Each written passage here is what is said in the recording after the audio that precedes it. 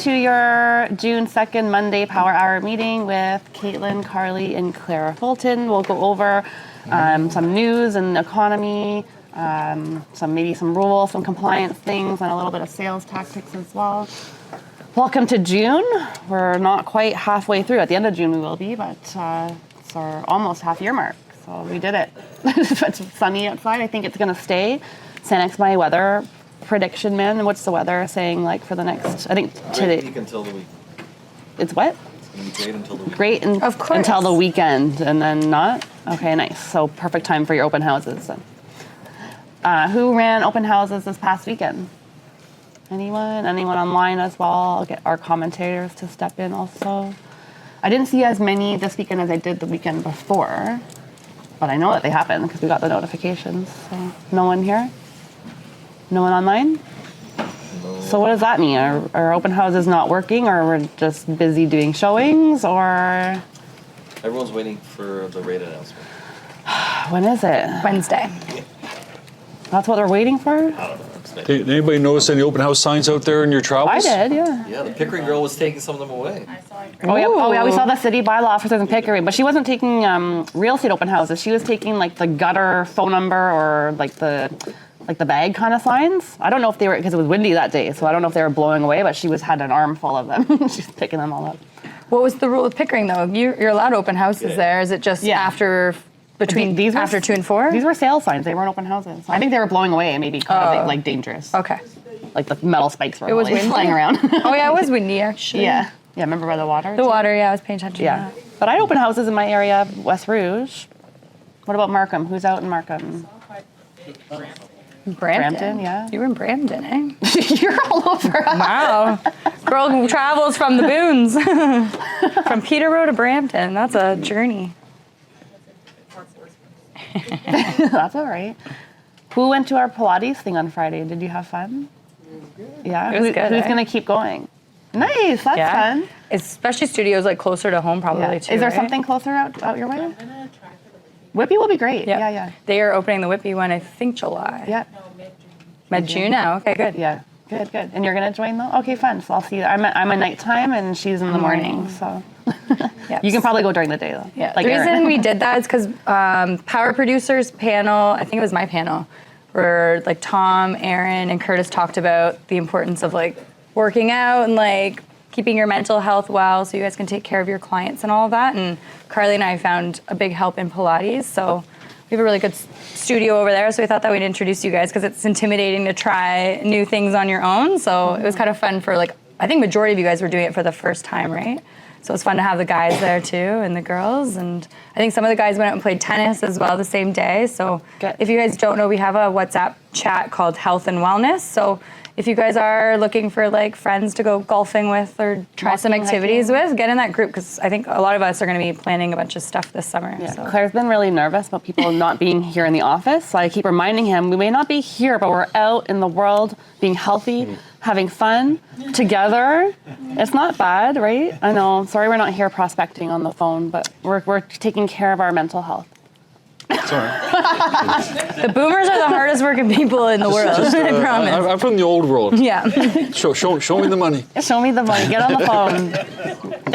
Well, I mean, Samir's client, they went and played tennis at his client's house who has a tennis court. So that was very good prospecting activity to be in front of your clients, right? Yeah, no, Hey. that was awesome. And then the boys were all like, I need to meet some friends that have tennis courts as clients too. So that was fun. I think it's a good thing, especially if we're not doing open houses. Mark them? Yeah. But there is like a beauty too if you guys think about it. And Curtis talked a lot about this on his panel about doing things that you love as well. And like naturally, like you're going to get clients from going to these Pilates studios or going out to play tennis with people or golf. And these are really important skills to have so that you guys can also start to build clientele in your own little communities. Yeah. So like I know Sanjay does a lot at Lifetime Fitness. He gets clients from there. So it is kind of prospecting. Honestly, if you guys can start to build a community in those types of health and wellness activities, we've made good friends with the Pilates owners at the studio, and I'm sure we're gonna get some clients from it as well. So there is some business community building part of all of this stuff as well if you guys go be part of different studios and get to know people there, and hopefully naturally those do turn into clients. So we're not door knocking. You can do Pilates anywhere. No, but this, what you're talking about is all in the East End. No, everywhere.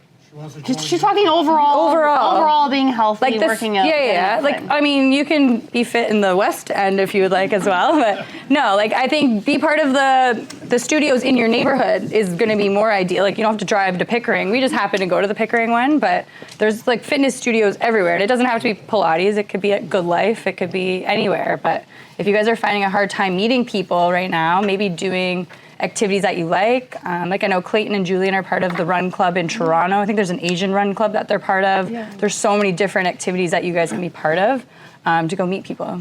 Yep, cool. Now that Chad Ali just came here, sorry to put you on the spot. I heard you did an open house this weekend. I did the open house for Adam's house in Whitby. Okay. 20 Gilbert. Okay. It was pretty busy. Okay. 20 people on Saturday and 30 people on Sunday. Okay, so just for those online, That's a open house good in one. Whitby, what was the price point? So he listed it low, 699. 699 list low holding offers this week. About 50 people through the whole weekend.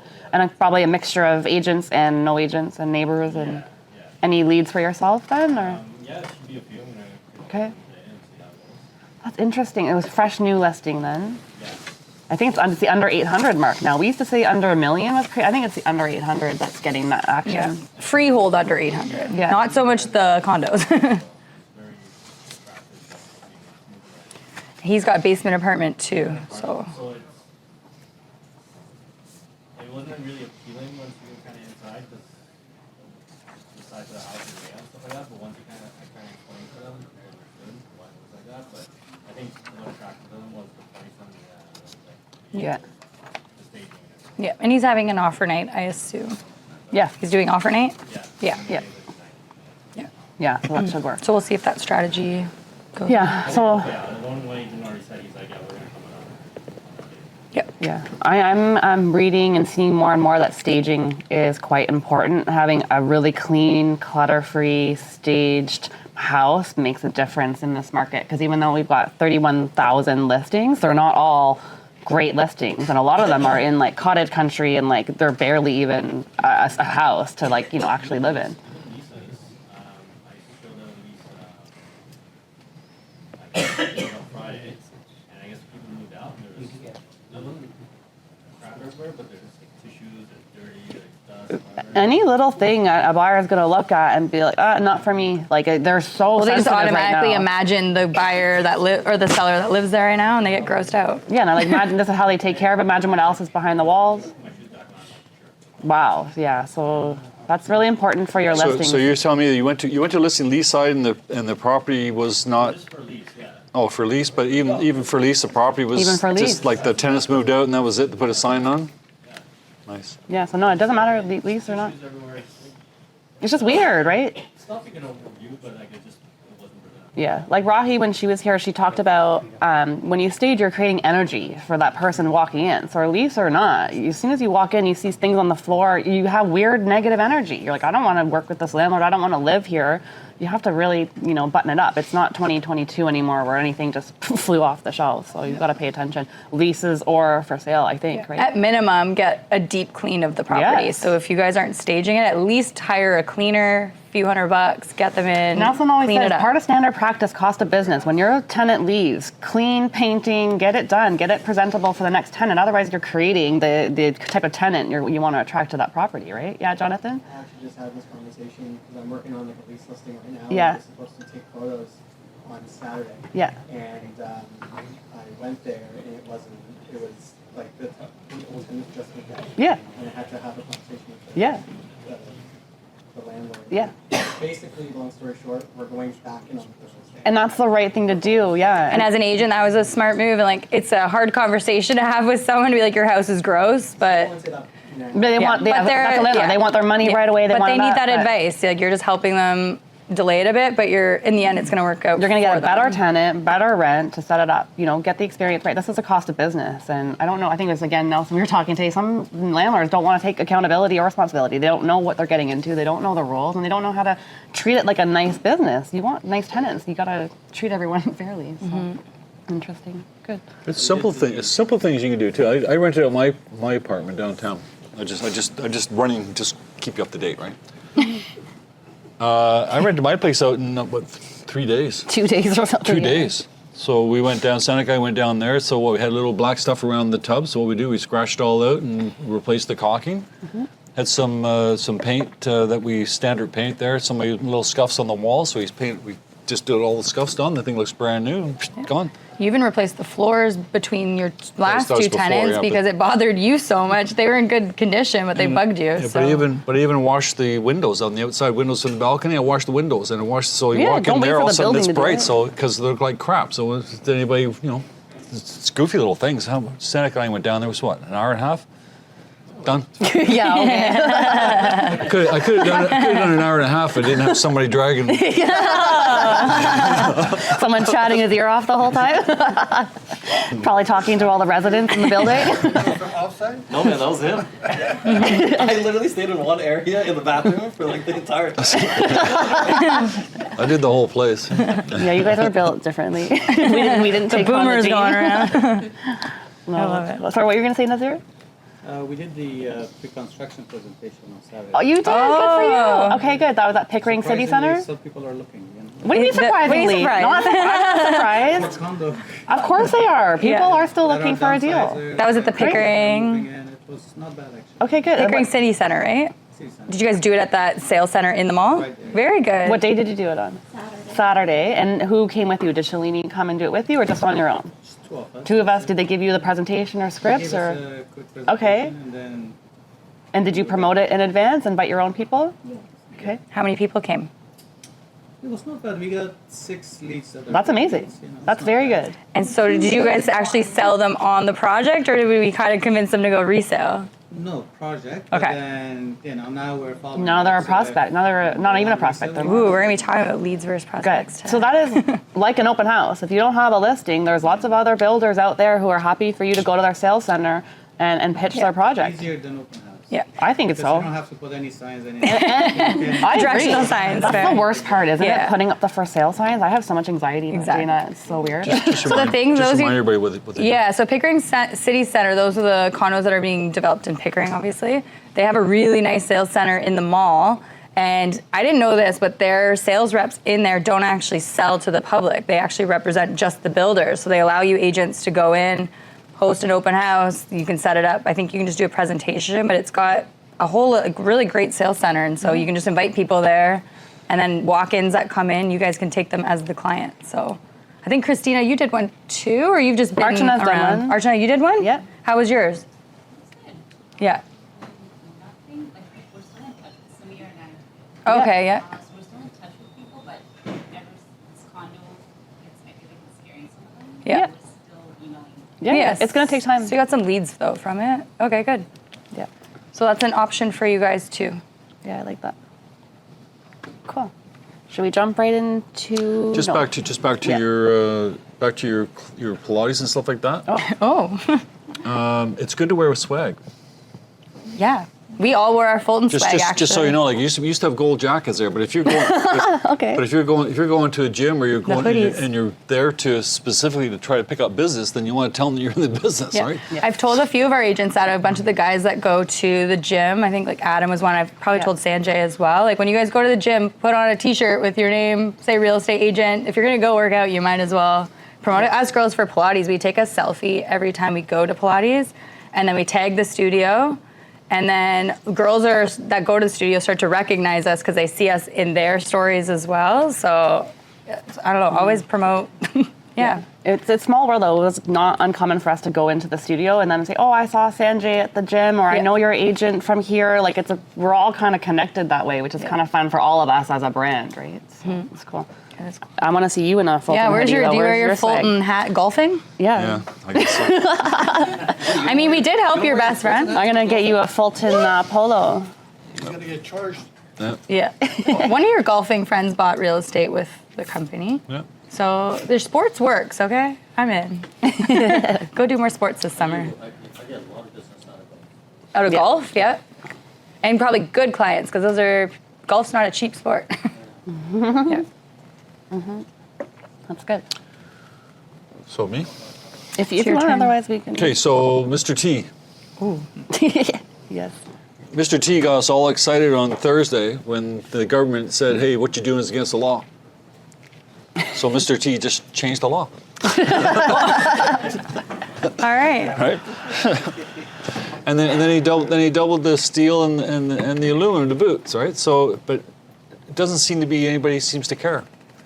Like last time we increased, last time we talked about increasing the tariffs, everybody was all up in arms in the newspaper, blah blah blah. Now he doubled the tariffs, and everybody's like, "What's I think we're all still confused. We don't know what's happening. Like what's. So I think it goes back to that taco thing there, that he just throws stuff out there, and everybody knows he's going to change his mind, so nobody's freaking out. Check out the stock market today. The stock market TSX is actually up about 1%.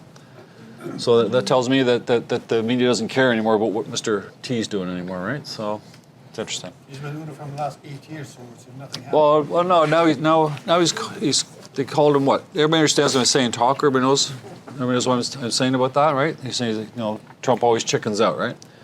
And that's what the Chinese guys did originally. Oh yeah, he'll change his mind. 145% tariff went down to 80%, so they chickened out. So that's the whole purpose of it. And he thinks it's the way that you deal with it. But. So what you have to be careful here is don't get caught up in everything here. So the only thing that the tariffs affect. Let me just go back a little bit here. So when they increase the rates by 50% for steel and aluminum, do you think that the American steel manufacturers, aluminum manufacturers are going to keep their prices the same, or do you think they're going to increase their prices by 50% because they can? They have to increase. They don't have to, but they can. It's a free. We're still in a free market economy. So if your competition raises their prices by 50%, what are you going to do? You're going to raise your price by 50%. You have to. You don't have to. No. You make more money. So in the end, I think the American public is going to say, what's going on here? Everything's increases. So I don't really matter. But you got to talk about your clients. So are your clients in a recession-proof business? Like, think about your client's business. The only businesses that are going to be affected by all this Trump business would be the automotive, Yeah, manufacturing. manufacturing, We don't Right. have any. right? Well, we have some, right? do, But where it's not going to affect, it's not going to affect the essential services. It's not going to affect healthcare. It's not going to affect education. It's not going to affect public safety. It's not going to affect social work, accounting, financing. None of these things. So the majority of business has no effect. So don't think what's going on is the end of the world. So that's my point, right?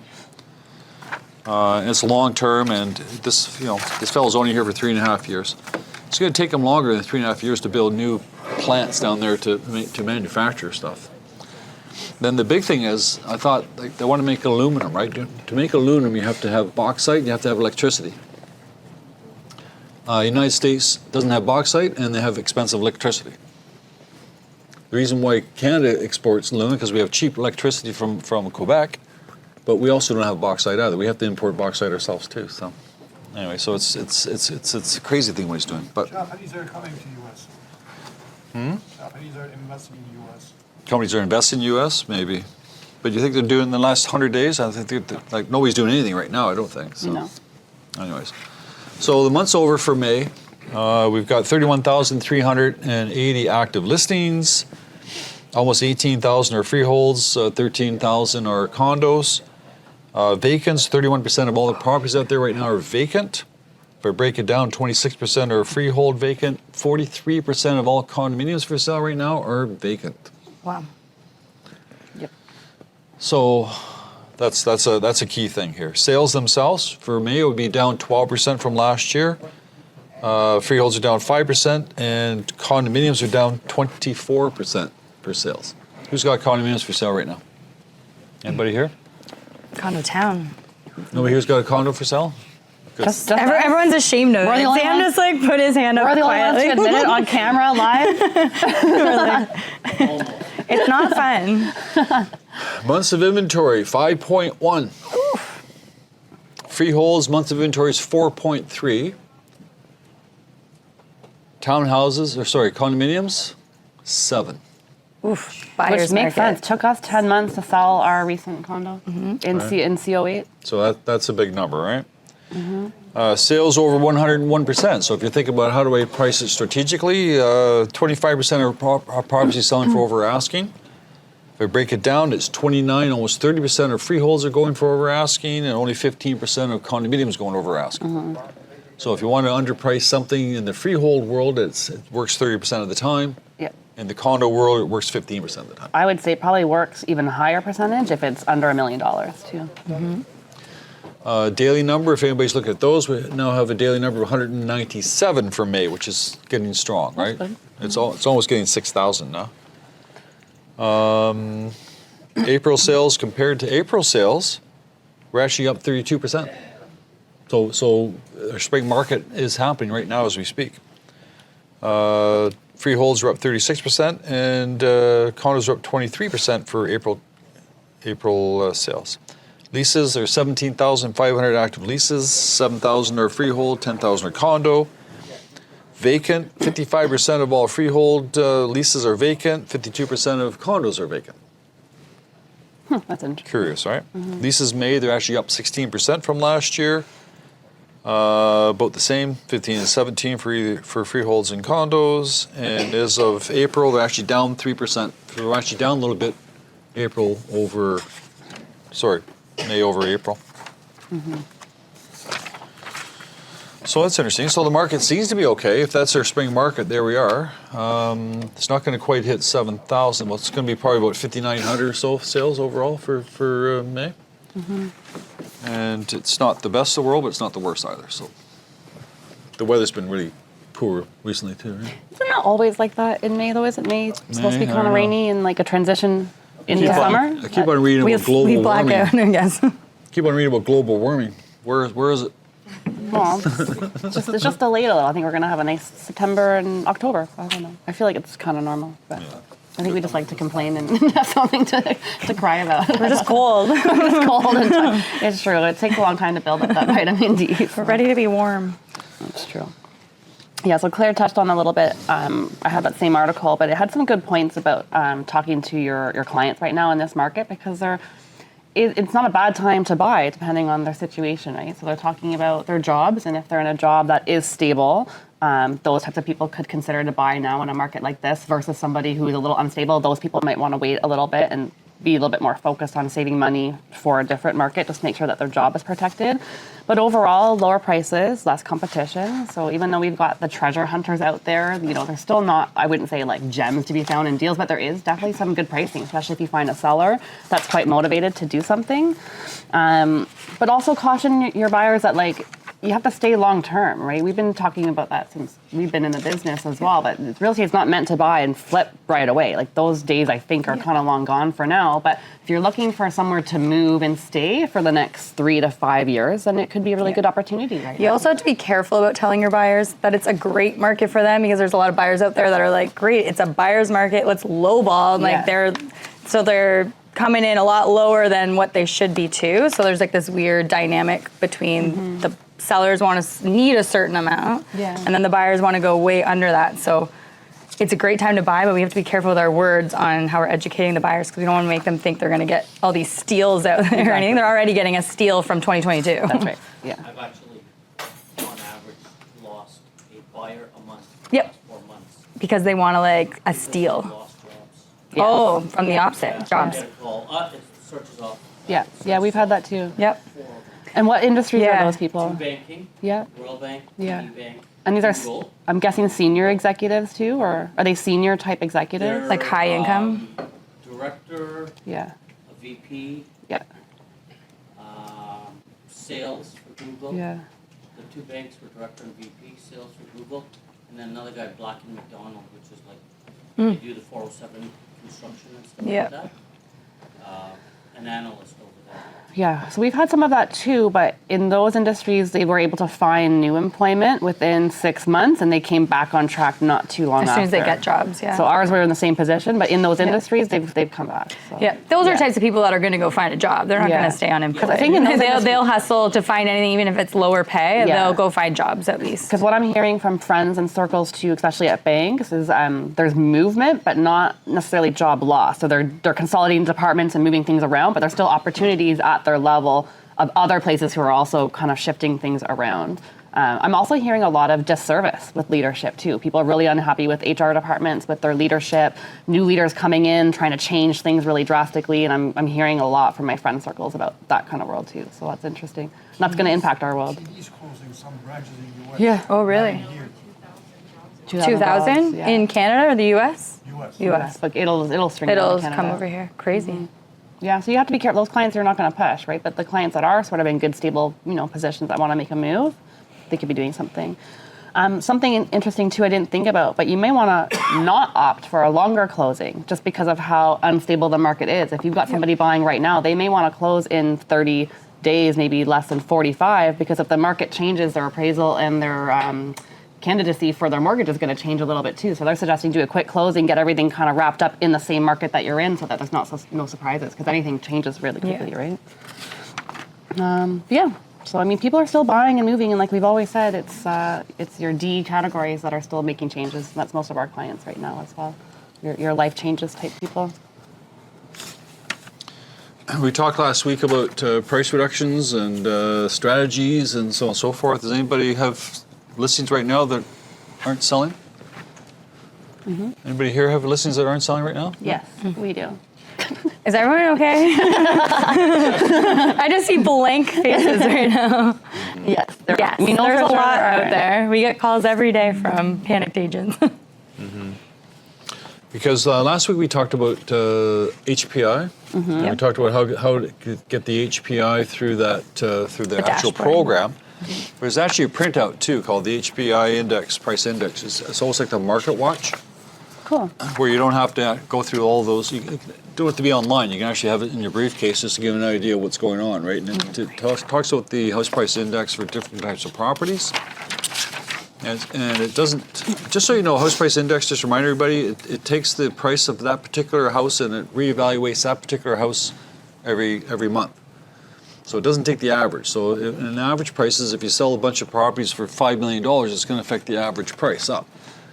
Whereas this won't affect the average price. It's just to look at the same property each time and reevaluate it. So we know, for instance, composite, for April, the prices are actually down 5.44% from last year, composite. But it actually divides it into single families at 5.71, single family attached semis 4.49, townhouses 5.01, apartments 7.32 down. So, and I can actually go right into various areas, not just overall. I can go to Richmond Hill, I can go to Clarington, I can go to Newmarket, Vaughan, and I can actually get the house price index and see what's going on. So if you have listings that are sitting there and they're not moving, have a look at the house price index, see if is it going up or going down, what's happening, and then go back into those things we talked about last week with their charts and make sure that this price within the right area. If somebody in today's market is waiting for the prices to come up, and I just tell them, well, it's a condominium, for instance, condominium in, let's pick one here, condominium in C1.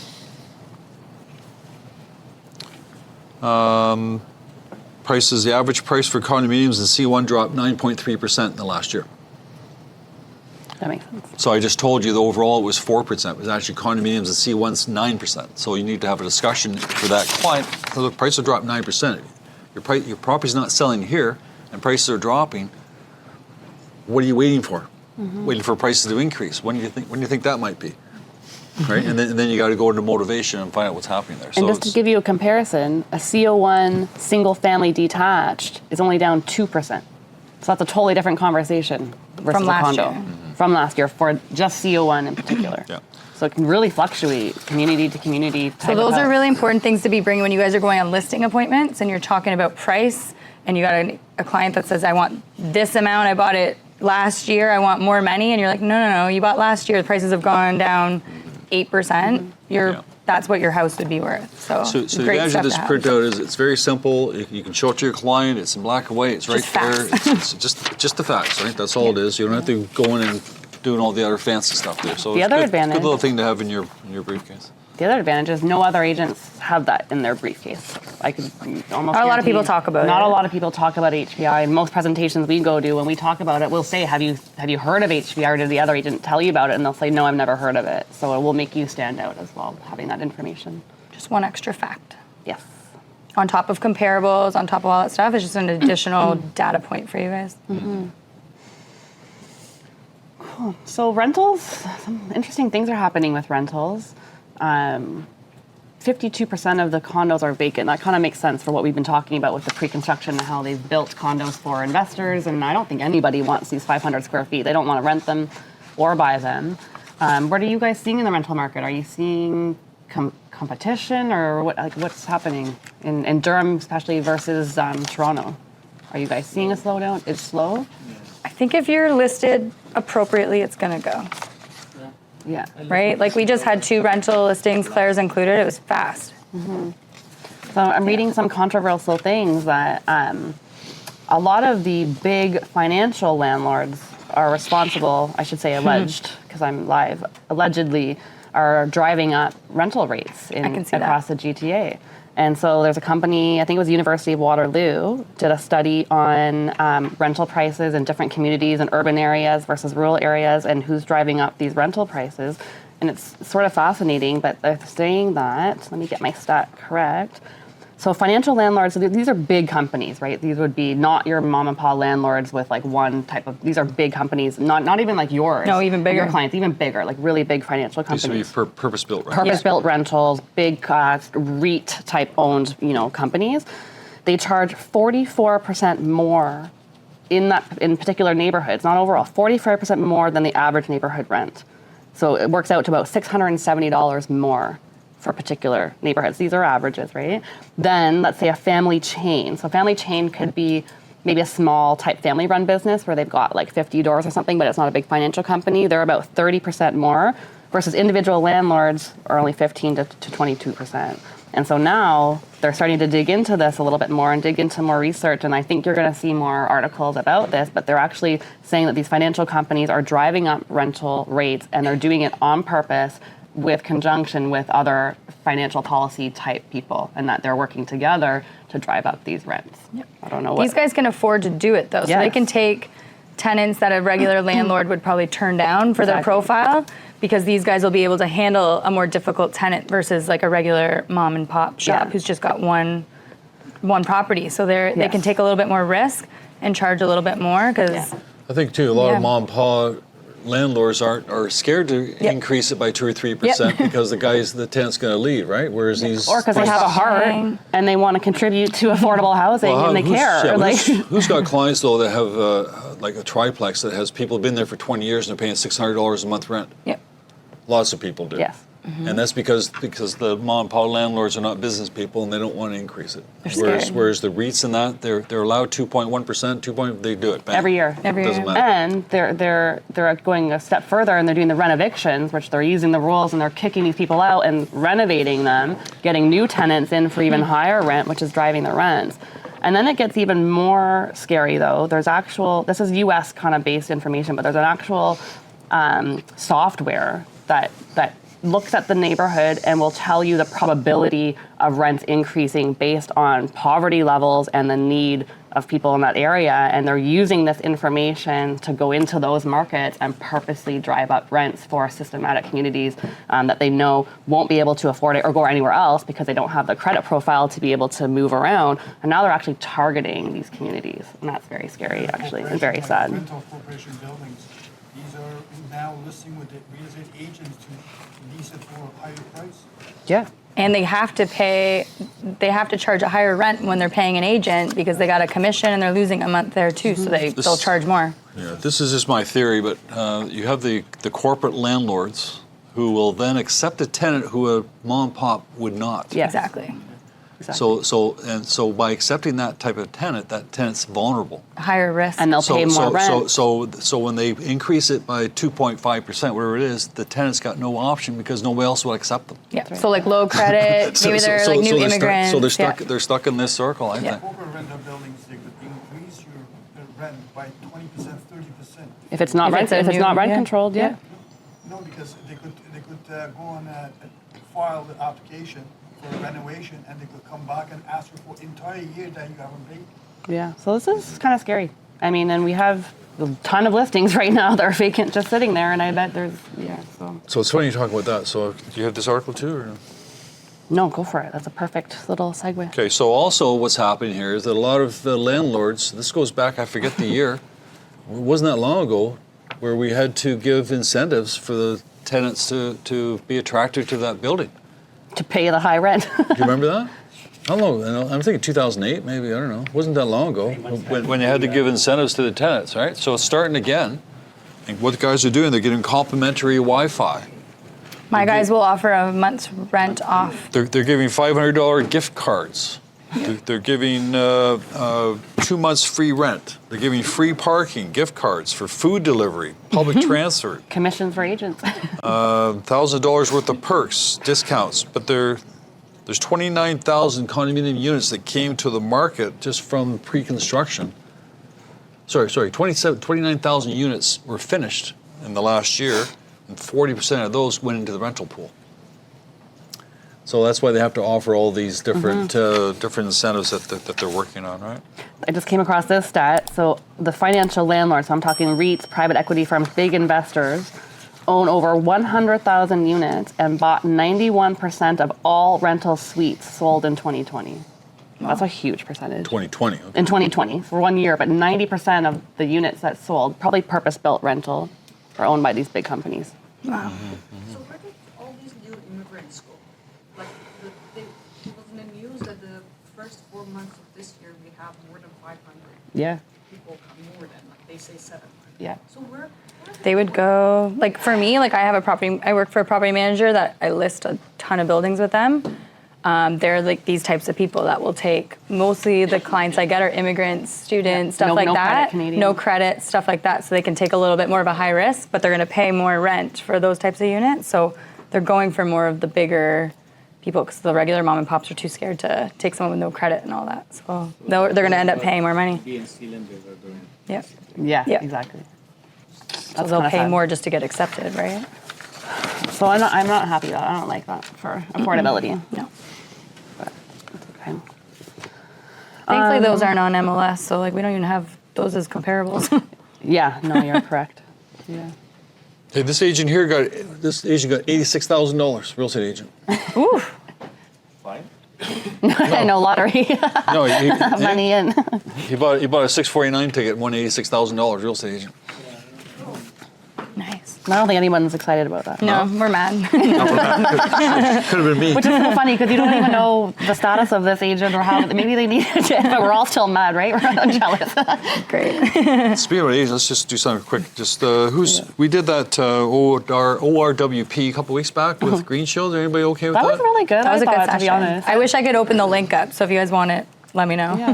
So you remember at the time that was Ontario Realtor Wellness Program, right? And at the time, there's a lot of people pushing back, a lot of agents pushing back, a lot of web pages and WhatsApp groups and Facebook groups and blah blah blah, right? So and they were going after TREB, and they're targeting TREB. And so two agents here were targeting TREB. So TREB turned the tables and they sued these two agents for $1 million. Two agents plus another three. Two agents who only one of them was a TREB member. The other one wasn't even in the TREB board. They're not even TREB members here, but TREB's going after them, and they're going to court, and they're suing them for $1 million. And I checked out there. One agent's not even an agent anymore. They quit. Because of that? The other agent from Grimsby, and I'm thinking, why would Grimsby care about Toronto Real Estate Board? But what they're saying here is that Toronto Real Estate Board had nothing to do with it. It's Ontario. That's what I was going to say, yeah. So these guys are targeting TREB and giving like John G. Michel and all the guys at TREB, the presidents are in a hard time and slagging them in public. I can see their point though. TREB has about 50%, almost half of the voting power, so it makes sense to target the person who's got the most voting majority. But man, what a shame to be sued for $1 million for a $600 a year thing. Literally. So I see this quite often. When it comes to lawsuits, you guys get lawsuits. It's okay if you have your position, go ahead and sue, blah, blah, or blah. be mad about it, yeah. But when you live in a glass house and you sue somebody, don't expect them to say, yes, ma'am, and just pay you back. They're going to counter sue you back. And that's what they've done in this case here. So we say that quite often. Yep. Fair point. So there is a mortgage rate announcement on Wednesday. You said? So I'm reading that they may not do anything. I don't know what you guys are reading or what you say, or if Claire, you want to make a bold bet. statement. We don't have Ran here to bounce off. So what do you guys think? Nothing. The cost of living went down to 1.7% because of the carbon tax. They stopped the carbon tax. So generally they wanted it to be below 2%. If they got below 2%, then they were going to do something with interest rates. So now it's below 2%. So the question is, do you think they'll decrease the rates? And I say no. I think no too. Only because the Americans didn't do it.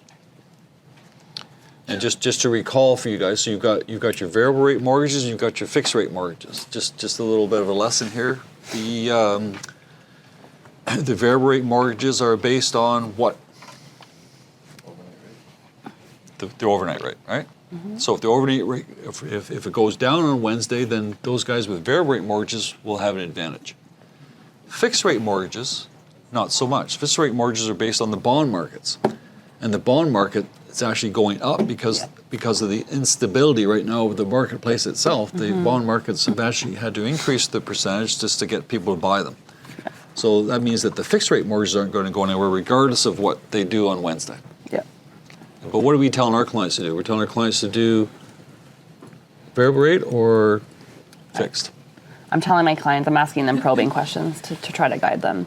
So if they're somebody who is maybe in a job that is a little bit at risk, they like to be budget conscious, they like to know exactly what they're going to spend, they've got a household budget that they like to keep to, that type of personality might go with a fixed. Even though it's a little higher today, they might just want that security. If there's somebody that's a little bit flexible, they've got good income, good job, they like a little bit of risk, a bit of gambling, they're okay to live like that, then variable might be the way to go. And I'm reading that's exactly what people are doing right now, but I am reading that more people are leaning towards the fixed just because of all the uncertainty and instability we've had. They're willing to pay a little bit more now just to have that extra security for the next 5 years. I myself went with variable. I'm not a risk taker at all or a gambler. My last one was fixed and I benefited from that, but this time I went variable, so I don't know. We'll see what happens. In situations where people are in like the auto industry and manufacturing, they still have their jobs and Yeah. they want to buy, they've been waiting to buy, they're buying. I feel like leaning on the variable side because that 3 months interest rate penalty Yep. would be better than True. a fixed rate. Yeah, that's if fair. something was to happen in the next 6 months. Yeah, especially a 3-year versus a 5-year, maybe even. I think that's kind of where Varan's Yeah. been guiding people too. Like Yeah. if you're in a fixed and you want to get the lower rate, you can't, or there's a penalty. But if you're If you lose your variable, job, it's harder to get out. yeah, variable, you can lock in without a penalty. So if things do go down, but Or get out of it. Or get completely out of it, and sell. yeah. Yeah, I think that's fair. Yeah, and I still think for those people, you want to know, do they have extra savings hidden away somewhere? What's the spouse's job? What's their overall kind of family profile, right? Yeah. Well, that'll be interesting. So that's on Wednesday then. We'll find out. Cool. Delinquencies for mortgages, talking about that. Depends. I guess everybody's trying to sell newspapers, right? So you got to remember that too. So everybody's trying to sell newspapers. Headlines, So it yeah. says here, Ontario record-setting mortgage delinquencies enormously concerning. So it went from, it's actually gone up 71%. People that have been behind their mortgages by 90 days or more has gone up 71%. But it went from From, 0.14% Yeah. to 0.24%. Yeah, exactly. So it's minuscule what's going on, right? So Yeah. but it makes headlines and it makes people think, right? Yeah. This was Equifax. And even on the search that I have, I realized it doesn't transfer over to the brokerage anymore. I'm so sorry. I thought, like the old Treb, if I had made a brokerage search, it would transfer, but it doesn't. So if you want me to send you the criteria to recreate this search, I can. But we have a search for power of sales about most banks in the GTA. And at the beginning of the year, it was sat at about like 190, just close to 200, and now it is up to 600. So it is increasing on the listing side, but remember, these are not distress sales or foreclosures. These are just listings that the bank is selling who still want market value. Right, so just remember that as well. But it is increasing, so I don't think it's as alarming as what we were kind of all preparing for. I think people are still hunkering down and saving, and I don't know if we'll see the ramifications later or not. I don't know. Does anybody have any pre-construction clients that are in trouble? And we've talked Yes. about this quite often, but the actual, and what are their plans? Anybody who shook their head? Anybody here have pre-construction clients? I know. So what's their plans since Stanley? I told him just to prepare for closing, and if he needs to find a co-signer just in case, because his wife's not working. Yeah. She stopped working, so it's kind of like that in between if he's going to get a mortgage, if he's going to qualify. So I told him just be prepared because he got the opposite date in January. So I said just find out your solutions now, find a co-signer just in case, like just Yeah. be prepared. So he's not prepared to walk away. He's prepared to do what he has to do. He doesn't want to walk away, right? He doesn't want to lose anything. He's like, I'm Yeah. okay to lose 20,000. I said, unfortunately, people are losing 100,000 That's right. plus. Yeah. Yeah. So I said, just close on it and stick it up. Yeah. Your Sam. deposit's there, just close on it. Yeah. Simmerwood, same thing. Or? I've got 5 of them coming up. They're all different scenarios. 2 of them have spoken to their financial advisor and have the cash as a backup. They're overseas buyers and they bought this unit obviously years ago. Another one, we just got, actually on Friday, just got the approval from a lender, so they're sorted, thank God. Good. June 12th is the closing. But when you say they're sorry, I'm just curious. So they're buying like what, a $700,000 place with $700,000? In Vaughan. So it was, this guy that just got approved was almost, I think he paid $492 for this unit. He's negative cash flow big time on the rental right now. And he's gonna come to almost even cash as a result of closing, so it's actually more beneficial to So him. some of this doesn't hurt. That doesn't hurt. But I've heard of some guys that paid like for a 500 square foot place like $900,000. Yeah, if you were buying in downtown Toronto, Well, this was but not in Vaughan though. But I do have 2 downtown as well, and he as well, his closing, we just got through his closings actually, sorry, they've closed, Heather's just dealing with it now. He got approved ultimately through RBC, and both, we get 2 units there, they both went Okay. through okay. He as well had financial instruments in the background ready to cash out, to close for cash. To Steve's point, like he's willing to lose a little bit, but at the end of the day, he was not willing to take the hit. Yeah. He would have lost about $150,000 across both of them. Yep. So yeah, so one thing is just trying to close. I've also heard of people trying to negotiate at least extensions to come up with the cash or get a cosigner. I've seen some say yes to extensions to make it work. The bigger builders typically are okay with it. I've seen some nasty small builders go after you for money, like $4,000 a week, even more, just to extend it. So it depends on the builder. You could even negotiate the price, which I know sounds crazy, but like you have to remember the builders want to close. They don't want extra units. They don't want the bad PR. So you could negotiate closing, negotiate the price. Same thing with your mortgage payments. Don't delay until closing to tell the builder you can't close. They're going to come after you. I would get your lawyer involved and start negotiating beforehand to be transparent about it and get ahead of it. Don't just surprise them at the end because they will come after you for damages and deposit and whatever they can. So I'm learning just to be transparent. Same with your mortgage payments. Talk to the builder through a lawyer right away. I'm getting a lot of questions from agents saying, what should I tell a builder? And saying, you should not tell a builder anything. Ask your client to hire a lawyer and let the lawyer talk to the builder's lawyer. They will speak directly, right? There'll be some money for that as well. But I've seen everything from really nasty builders to doing nothing to some success in negotiating closings and price as well. LeBanc in Markham, they're wheeling and dealing right now. Yeah.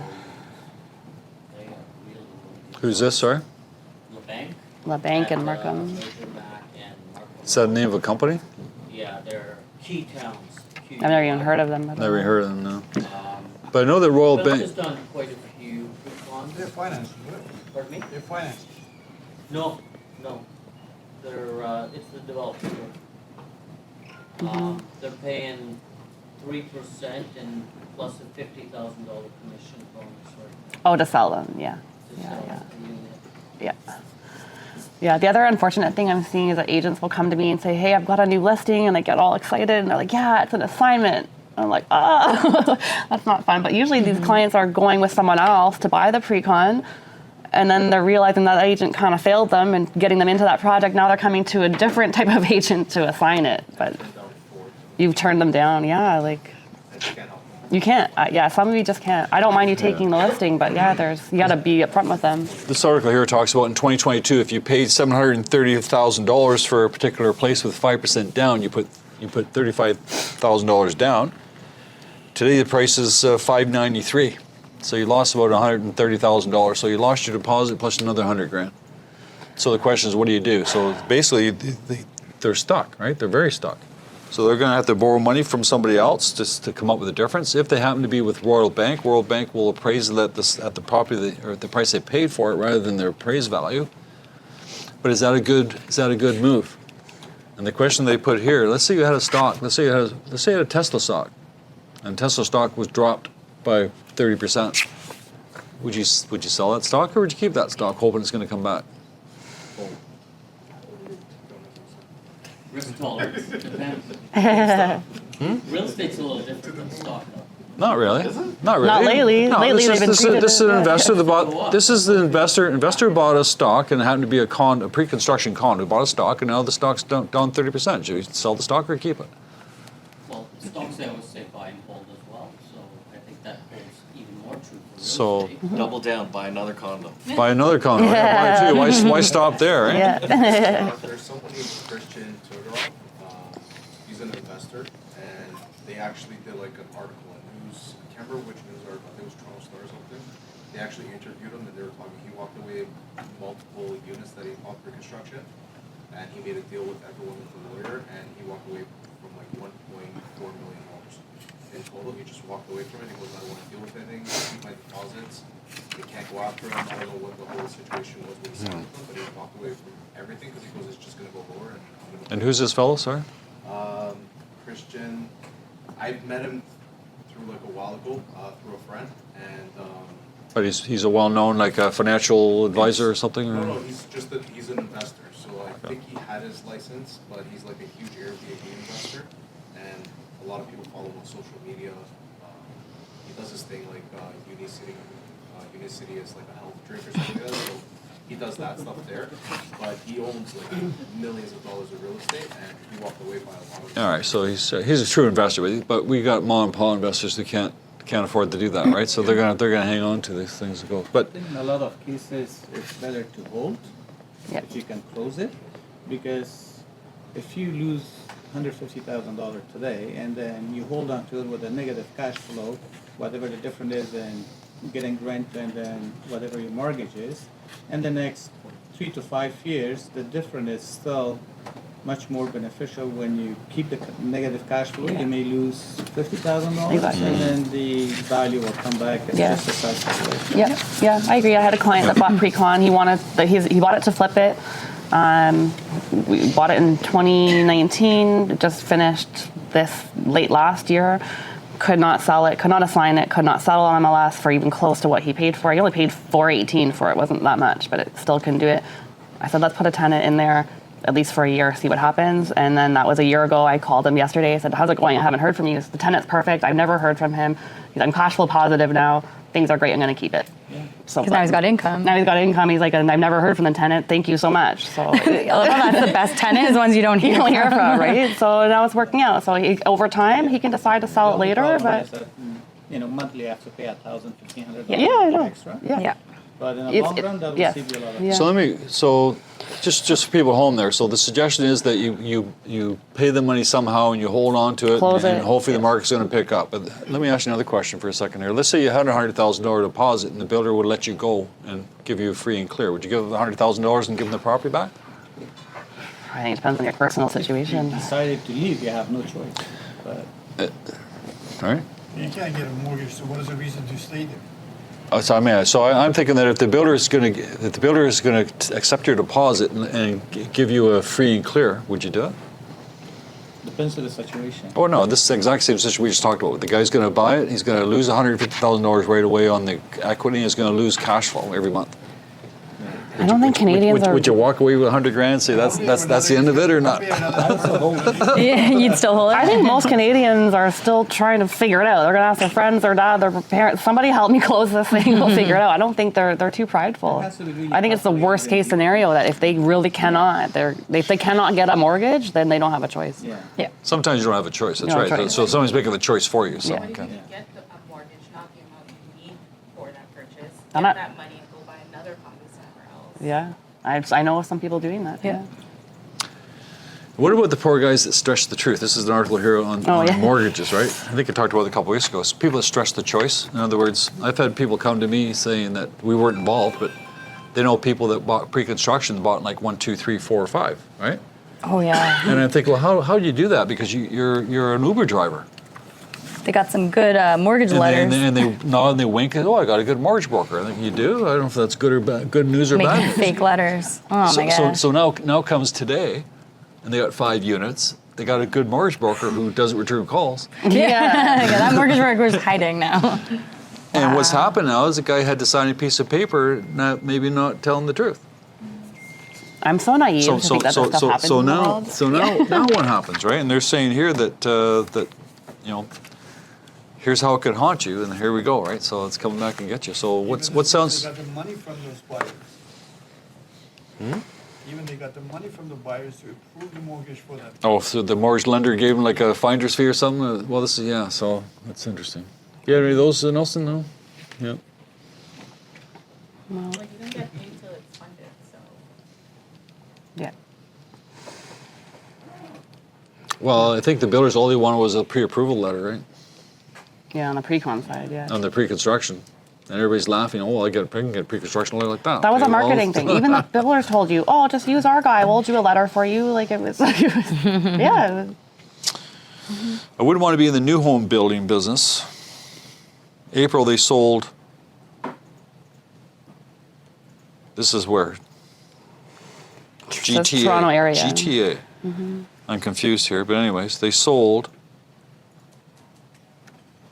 310 units an entire month. How many, you've seen all those cranes, those condominiums downtown, all the cranes? How many condominiums do you think they sold last month? Pre-construction. 105. Oof. We still have, by the way, most cranes than any other city in the world. Still.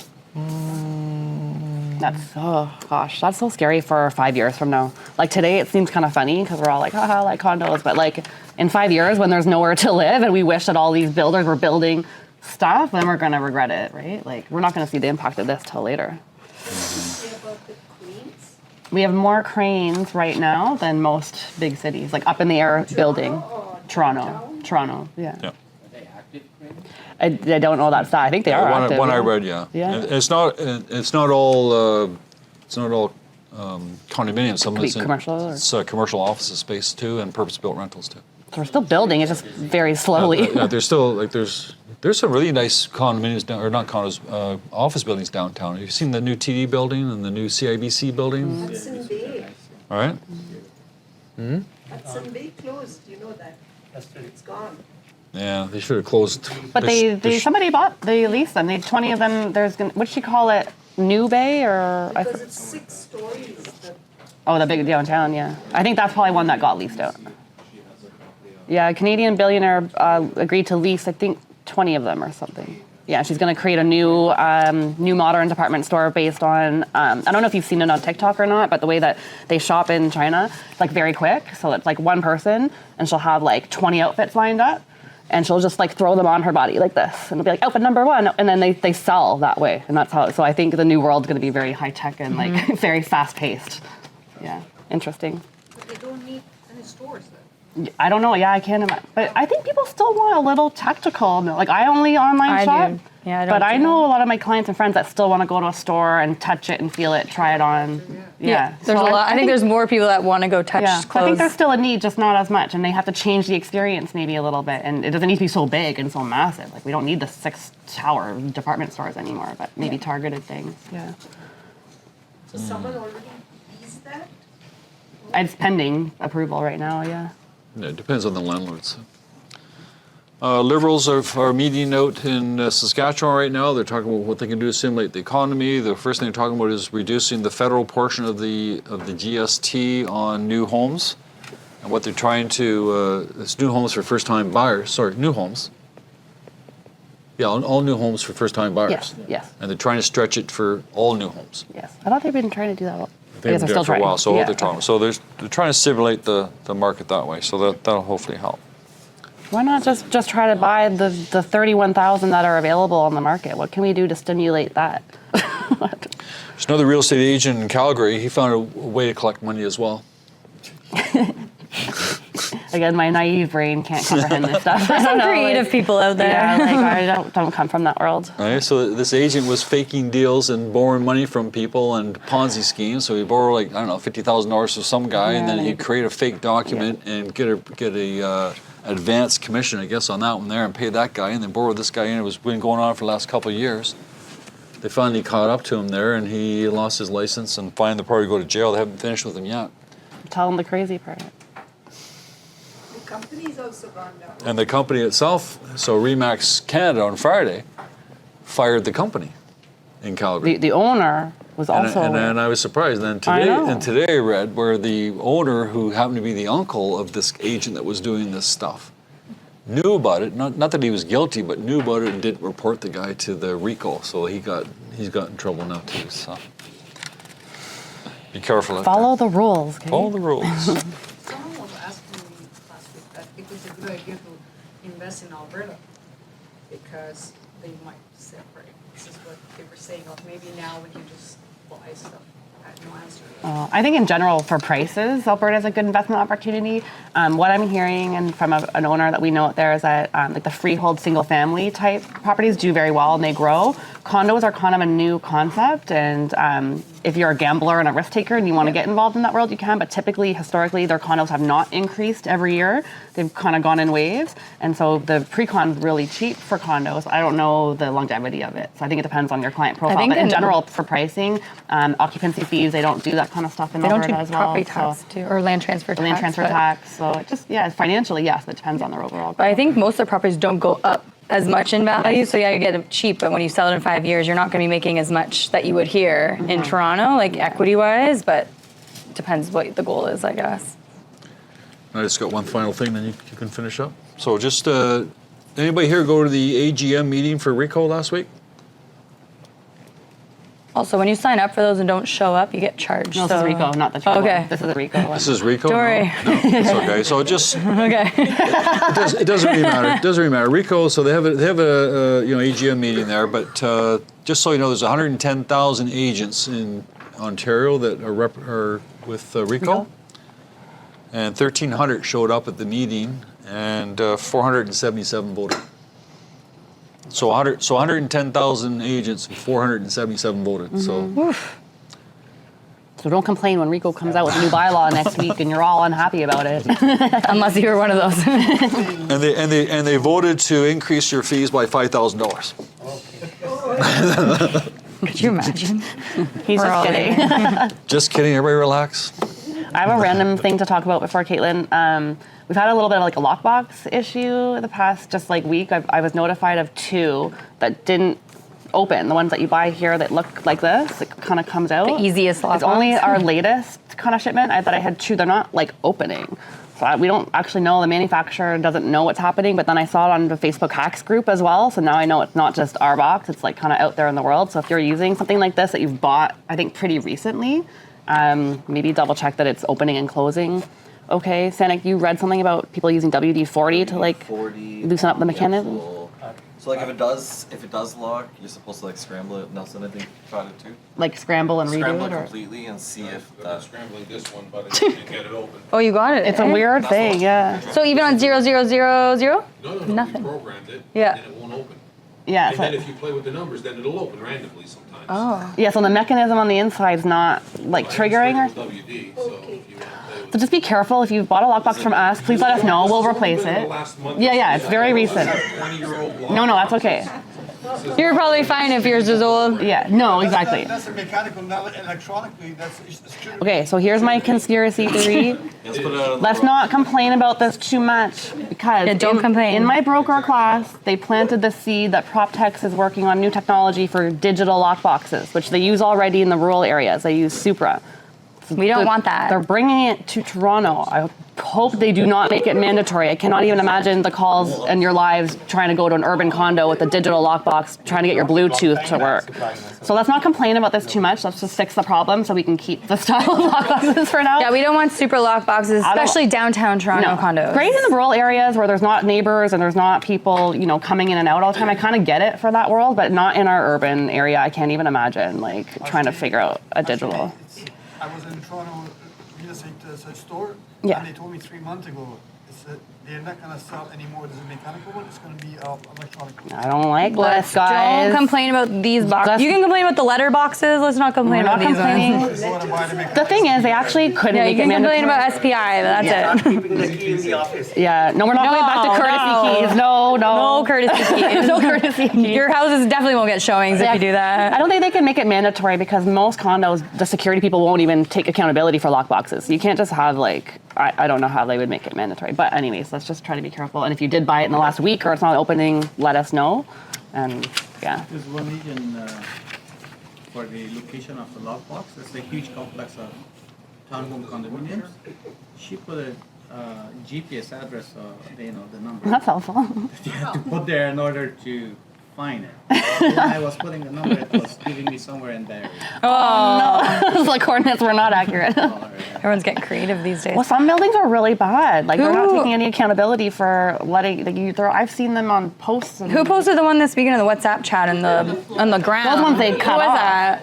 Well, look at it. Those were cut That off. was. Every building you go, there's a 50 or 60 lockbox. I mean, it's our own fault because half is. Agents who they don't take them. Yeah, I don't know why we I'm don't have guilty of better that. policies. Yeah, but they should just be cut off. 30 days, you get it cut. I don't mind when they have the forms and you fill it out and then listing sells, you Because no one's going to drive downtown to get their Then cut $30 it off. lockbox. cut it off. You have to have a responsibility. It's not a matter of I know. who's gonna drive or not. But A lot of property people managers don't. just have, it's not that complicated. But Toronto's weird because we all have different policies and different rules and nobody wants to house a lockbox at concierge. It's the weirdest thing. But I think in order to do something like a digital lockbox, they have to mandate something in all of Toronto to build condos that have proper areas and racks. Like we need to get more organized. So. I just want to remind everybody too that you guys come up with a great idea with Amazon. Yep. So if you've got a lockbox, let's say you've got a cottage country or you got a downtown condo. would be Mostly better. downtown. You got a downtown condo, you want to put a suburban. lockbox. What are you going to do? You're going to drive down there for an hour and a half and drive back an hour and a half? Why wouldn't you just order brand new from Amazon, have it delivered to your client, get your client put it on? It's true. Sometimes we'll order a lockbox plus like Same a with pink ribbon. cottage country or downtown condos or whatever. Order a ribbon and a lockbox, give it to your client, show them how to do it. They got to talk to concierge anyways, so save you 2 hours. Business card at the back. That might be Amazon won't do that for you, but maybe your clients will. Okay, so didn't have much from last week because I don't remember what we did last week. So tomorrow, I don't know if you guys got the email, Central 21 has a new program called Excel. It's like our new education platform.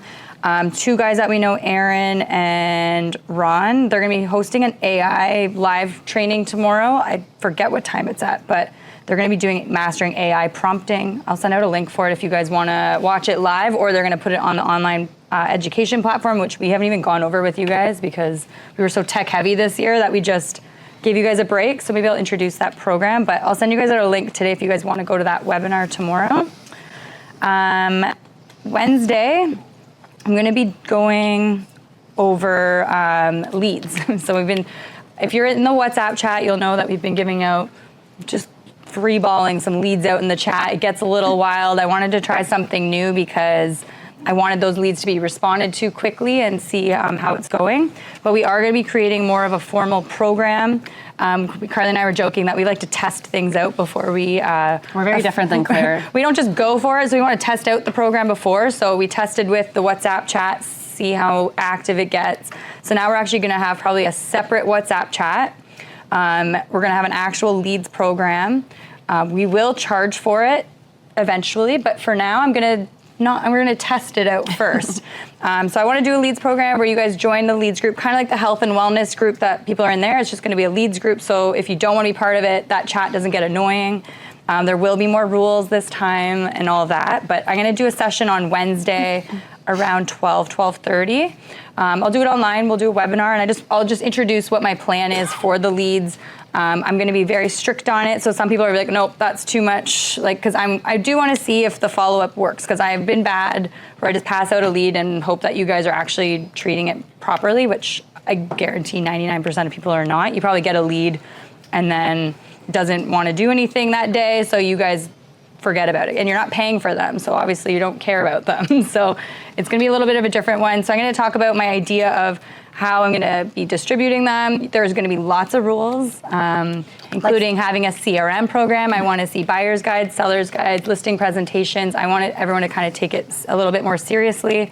I wanna have an action plan of what the follow-up will look like, what those texts and emails will look like as well. So hopefully we can try to help you guys actually convert these leads, and it's going to be full of people that actually want to. 'Cause there's a lot of agents here that don't even want to deal with leads in general, and there's other agents that want to almost pay for their own leads program, but before they spend $1,000 a month, they want to test out what a lead even looks like, because sometimes it saves you guys $1,000 a month when you realize you hate it. So it's going to be interesting. So I'll send out more information on Wednesday. I'll do a webinar with you guys online just to say what's going to happen with it. You guys can decide if you want to be part of it or don't. So, has anyone had any success with the leads? Like even just a conversation or a pickup? Yeah, Sid, you've had success? Not converting yet, but just conversations? Okay, that's normal though. It'll take 6 months to a year. So. Exactly. Yeah. So on that topic of leads, because I do get the great comments, there's a difference between leads and prospects. And Claire was kind of jumping into this a little bit at the beginning. But if you've spent more than 5 minutes in real estate, I've heard the complaint that leads are shit. Sorry, Dad. Leads are shit. I hear it all the time from people. Who taught us swear like that? I know, I'm sorry. We had to add some spice to this meeting today. I'm going to wake you up a little. Wake you up, exactly. Any other That's word. the American side. But it's the truth. And I hear it all the time from people saying that they're really bad, and it's, yes, we know. We know they're bad. Yes. These are leads. So I just want to give you guys a insight on the difference between a lead and a prospect, because they're very different. So if you are joining my leads program, I'm going to tell you, you're going to get leads, not prospects. So the problem is usually it isn't the leads, it's actually the expectation that people have of leads. So I've got agents all the time that will get coaxed by these lead generating brokerages all the time. I know you guys get hit with these types of brokerages. It's very appealing. I know what the conversations are. But agents often think that these are actually they're buying prospects. They expect that the people their leads that they're getting are actually ready to move soon, and that they're just gonna start working with these people right away. But most of the time you're actually getting leads, which is just a name, an email, and a phone number, and sometimes less. Sometimes you get like nice fake ones. So the difference between a lead, this is someone that downloads a guide, they fill out a form, they go to your online platform, which is what I'm generating. So I'm doing marketing, paying for Facebook and Instagram ads. People fill out a form, they give us their contact. So they've shown interest, but they're not actually usually ready to actually buy and sell something. A prospect is typically someone that's been vetted, they have clear intent and are closer to making a decision. So a lot of the time you guys may get an email or a text or a phone call from somebody that says, hey, I'm looking to buy something, can we set up a meeting, right? They're reaching out to you. That's a prospect. A lead is someone that you're gonna be chasing. So they're very different. So a lot of people, when I give out leads, they're expecting a prospect that's ready to go, book a consultation, and let's go shopping. That's not the reality. So if you're joining my leads program, don't think I'm gonna be giving you guys buyers and sellers on this beautiful platter. So a lot of people will say these leads are garbage, but what they're really saying is, I expected a prospect, but I got a lead. So you are getting leads. So you can get the leads for $1 or less. They are cheap. They're only going to turn into a prospect, these leads that you guys are getting, if you're treating them right away. So if you're doing follow-up consistently, you're building trust over time, and you're figuring out what their timeline is and their intent. So if you're skipping those follow-ups, you're not nurturing a lead. You're just collecting names, okay? Which I think majority of us typically do. So if you want a prospect, this is someone that's going to move soon. So if you want more prospect, then your marketing has to work a lot harder. So I'm only doing the leads program around marketing to collect information. The people that are actually reaching out to you guys is someone because they've been watching you over time, whether they're getting your emails, you're posting on social media, you're showing up on their feed. That's when someone's gonna reach out because they've been watching you. They trust you, they know your process, now they're ready to buy and sell real estate with you.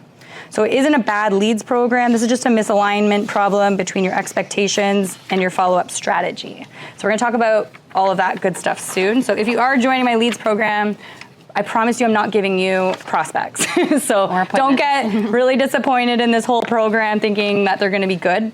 These leads can turn into prospects, but you're gonna have to put in some effort to get them there. So I just want to kind of lead with that before we do our session on Wednesday. Other news, I want to introduce Katelyn. She's our new agent. Hi, Katelyn. She's been quietly waiting. This was her first meeting. This is a longer meeting than usual, but we got really excited over here. But this is Katelyn, so we're excited to have you here. Welcome. I think that's all I've got this week. It's gonna get quieter over the summer. We won't do as much training. We usually slow down training a little bit in the summer so you guys can enjoy time with the kids, enjoying time. But we might get some more fitness things in there this year. Want to do some walking, maybe do like a trash pickup day, clean up the earth. We'll do some stuff. Cool. Any listings anyone wants to talk about or any questions from online? No?